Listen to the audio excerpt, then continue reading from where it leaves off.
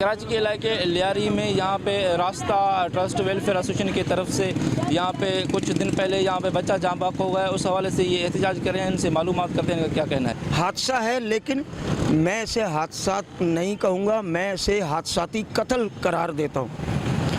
वो बच्चा Karachi water and sewerage board के ज़िम्मेदारान की गफलत के बायस खुले मैन होल में गिरा है, जो कि वाटर सेक्शन की भी जिम्मेदारी है, सेवरेज डिपार्टमेंट की भी जिम्मेदारी है। बच्चा गिरा, उसने निकलने की कोशिश की, ट्रक गुजरा, ट्रक वाला देख नहीं पाया, बच्चा उसके नीचे कुचला गया। ये इंतज़ामी गफलत है।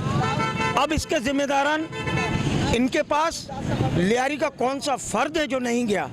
Karachi and water and sewerage board के एमडी से लेकर हमारे मकामी एक्सीएन अब्दुल मालिक, हमारे एसी अनवर मेमन, इसको आवाम से लेकर यूसी चेयरमैन ने मुतअद्दिद दरखास्तें दी, मुतअद्दिद मरतबा अपीलें की, लेकिन दांत के दो पात, कुछ नहीं हुआ। मैं मुतालबा करता हूँ कि पाक फौज, रेंजर्स, पुलिस इस पर नोटिस ले, अदलिया नोटिस ले। 302 का मुकदमा Karachi water and sewerage board के जिम्मेदारान के खिलाफ दर्ज किया जाए। तो मैं तो यही कहूँगा कि वाटर एंड सीवरेज बोर्ड के जो है ना नायल जिम्मेदारानों के जो चेले हैं ना, चेले जो उनकी फेवर ले रहे हैं, मैं तो बोलता हूँ उनको लगाम डालें, वरना रोशन रास्ता और ये पूरा लियारी जो है वाटर एंड सीवरेज बोर्ड के जिम्मेदारानों के अलावा इनके चेलों के खिलाफ भी खड़ा हो जाएगा।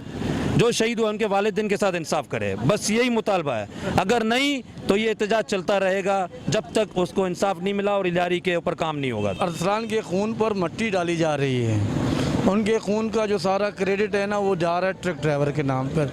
तो फिर हमारी जो इंतज़ामिया हैं, हमारे जो इदारे हैं, वो किस काम के हैं? क्या सेवरेज के ढक्कन हम खुद ख़रीद कर लगाएं, या जहाँ पानी का चैम्बर जहाँ वहाँ लगे होते हैं उनके ढक्कन हम खुद लगाएं, या हम अपने बच्चों को रोके के बाहर रोड पे ना निकले? अब लाजमी है, बच्चे तो बच्चे होते हैं, उनको समझ नहीं होती। अभी भी आप देख लो, यहाँ एक मेन होल है, वहाँ पे ढक्कन की जगह मोटरसाइकिल का पंजर पड़ा हुआ है।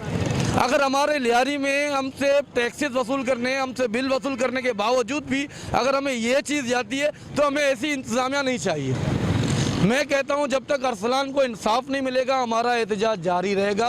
हम सुप्रीम कोर्ट जाएंगे, हाई कोर्ट जाएंगे, ये इतना सीरियस नहीं ले रहे हैं। का यही कहना था कि यहाँ पे जो मैनुअल हैं उनके ढक्कन दिए जाएं, अगर नहीं दिए गए तो हम वाटर बोर्ड के खिलाफ कोर्ट पे पिटीशन दाखिल करेंगे और मजीद भी लाए अमल लाने के लिए उनका यही कहना है कि हम मुकदमा दर्ज करवाएंगे। उनका यह भी कहना था कि ये कुछ दिन पहले जो 12 रबीउल में बच्चा जाँ बाक हुआ है उनसे लाजमी इंसाफ किया जाए। कैमरामैन टीम के हमारा अनवर बोजदार, सच एक्सप्रेस न्यूज़, कराची।